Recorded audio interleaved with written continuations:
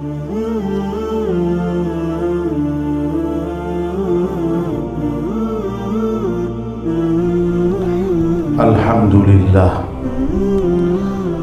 alladzi syara'a lana minad din ma wassa bihi Nuhan wal anbiya'a min ba'dihim wa auha ila sayyidina Muhammadin sallallahu alaihi wasallam wa amarna bi iqamatihi wa adami tafarruqi fihi wa ta'zimihi liyakuna dzalika madar sa'adati ad-dunyawiyya wal ukhrawiyya. Wa ashhadu an la ilaha illallah wahdahu la syarika lah musdi an-ni'ami ala ahli al-awalimi sufliyati wal ulwiyah. Wa ashhadu anna sayyidana Muhammadan abduhu wa rasuluh sahibul maqamatil aliyah wal maratibis saniyah. Allahumma salli wa sallim wa barik wa karrim wa tahannan wa takarram ala sayyidina wa maulana Muhammadin khairil wara sajiyah wa ala alihi wa ashabihi wa man tabi'ahum bi ihsanin subhan wa asiyah. Subhanaka la ilma lana illa ma 'allamtana innaka antal alimul hakim. Rabbi shrah li sadri wa yassir li amri wahlul 'uqdatam min lisani yafqahu qawli wasaddid lisani wahdi qalbi bihaqqi sayyidina Muhammad sallallahu alaihi wa alihi wa sahbihi wa sallama, amma ba'd. Hadirin jamaah Jum'ah yang dimuliakan oleh Allah Subhanahu wa ta'ala. Allah adalah zat yang menciptakan kita dan tahu semua akan makhluknya secara detail. Tidak ada yang luput dari pengetahuan Allah Subhanahu wa ta'ala. Sebagaimana Allah gambarkan dalam Al-Quran, ala ya'lamu man khalaq wa huwal latiful khabir. Apakah Allah tidak tahu? Allah bicara dengan orang-orang kafir. Apakah Allah tidak tahu apa yang diciptakan? Secara rasio tidak mungkin kalau ada pabrik sekelas pulpen saja tidak tahu berapa kadar besinya, berapa kadar tintanya. Tidak mungkin, pasti tahu. Dan tahu apa yang maslahat buat pulpennya, sekelas pulpen. Apalagi diri kita, apalagi istri kita, apalagi anak-anak kita, apalagi dunia dan seisinya. Allah tahu semuanya. Oleh karena itu, Allah karena tahu semua ciptaannya, Allah menurunkan agama melalui Nabi Muhammad Sallallahu Alaihi Wasallam yang semuanya itu adalah demi kemaslahatan dan kebaikan kita. Tidak mungkin Allah Subhanahu Wa Ta'ala, dan mustahil Allah Subhanahu Wa Ta'ala memerintahkan sesuatu yang tidak baik. Seperti hanya pabriknya pulpen memerintahkan kalau beli langsung banting. Tidak ada. Kita cari pabrik pulpen sedunia yang di dalam buku petunjuknya menganjurkan untuk membanting pulpennya ketika baru membeli. Mustahil. Mustahil. Pasti dijaga, jangan sampai dibanting. Itulah permisalan yang paling rendah yang harus kita fahami. Jadi jangan mengharap kita itu tenang, jangan mengharap kita itu akan senang kalau kita tidak taat kepada Allah Subhanahu wa ta'ala. Tidak mungkin. Apa yang diperintahkan oleh Rasulullah pasti baik, apa yang diajarkan oleh Rasulullah pasti baik. Tidak mungkin Rasulullah menyesatkan kita. Makanya Allah Subhanahu wa ta'ala memerintahkan kita untuk an aqimud dina lillahi wa la tatafarraqu fi.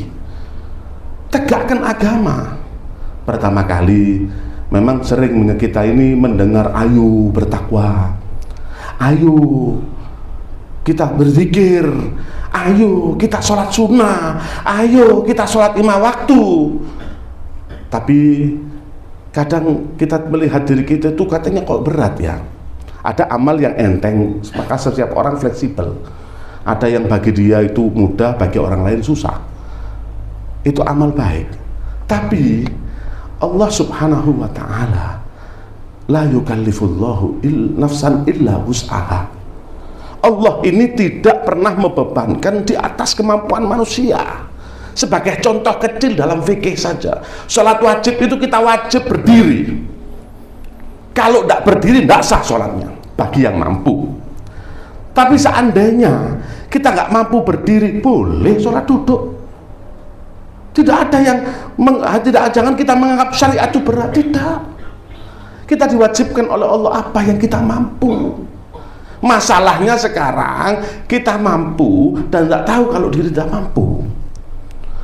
Apa yang kita lakukan itu, apa yang mampu kita lakukan. Zaman sekarang ini kita jangan bingung karena kita seringnya mendengar cerita-cerita orang-orang zaman dulu, bagaimana ibadahnya, bagaimana semuanya, ya, bagaimana keseharian mereka. Kadang kita itu lemes, aduh kok berat ya.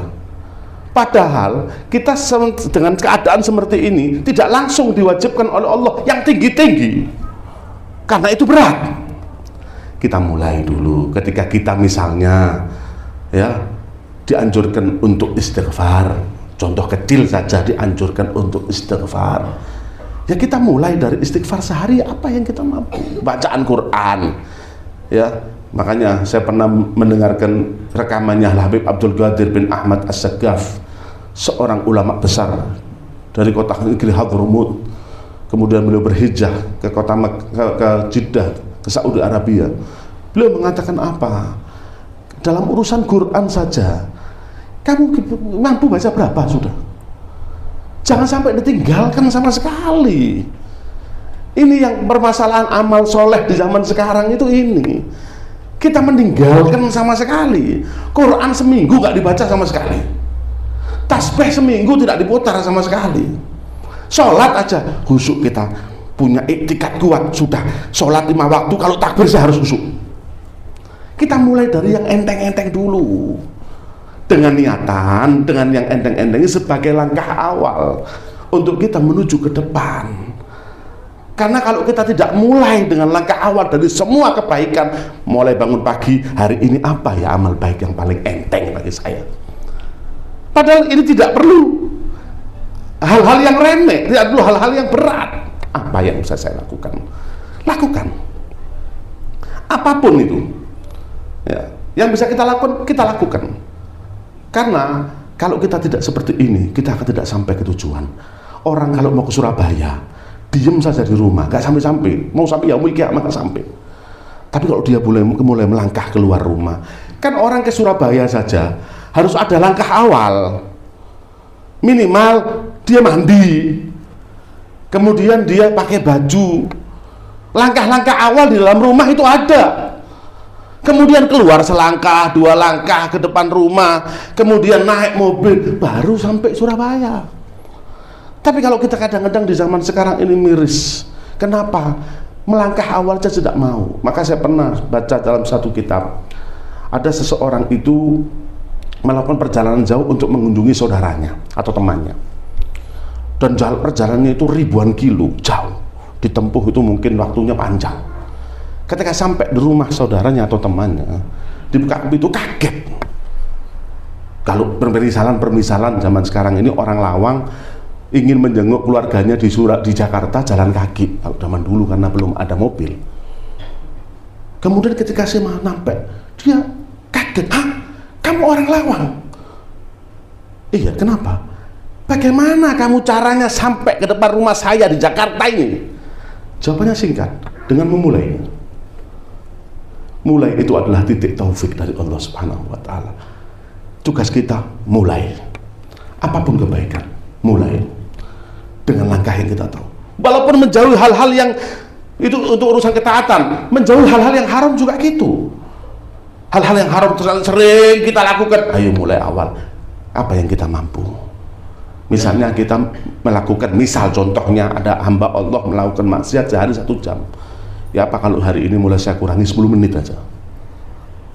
Nah, makanya sebagai penutup khutbah yang sangat singkat dan nanti akan kita lanjutkan setelah khutbah, saya ingin menukil perkataannya Al-Imam Abdullah bin Alwi Al-Haddad.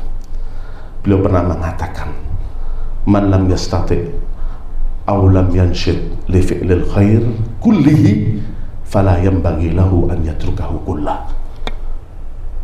Kalau ada dari kalian itu tidak mampu atau tidak ada semangat untuk melakukan perbuatan baik semuanya, maka jangan sampai, seyogyanya dia jangan sampai untuk meninggalkan semuanya.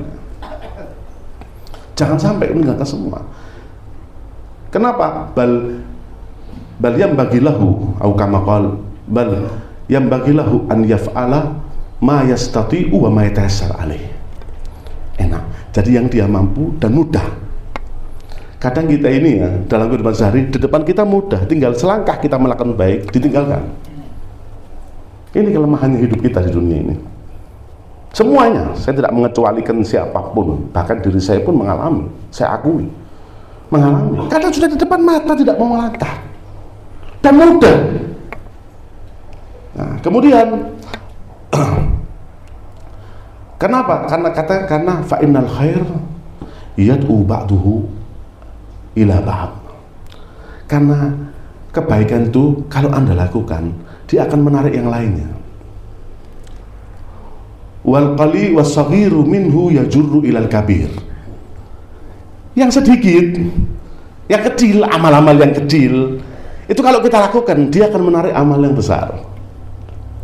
Wal qalilu minhu yad'u ilal katsir. Yang sedikit bisa menarik amal yang banyak. Wal khairu adatun, kata beliau. Dan kebaikan itu adalah sebuah rutinitas yang kita lakukan. Kalau kita terbiasa, maka kita akan mendapatkan terus-menerus mendapatkan kebaikan. Maka hadirin, insya Allah nanti karena ada muhadharah setelah sholat Jumat, maka nanti kita akan sampaikan sebabnya kenapa kita ini kok kadang-kadang amal yang kecil aja nggak mau. Apa masalahnya? Ya, kok kita ini kadang-kadang, ya kan misalnya kita disuruh amal walaupun dari sedikit, kadang sedikit ini nggak ada gretek.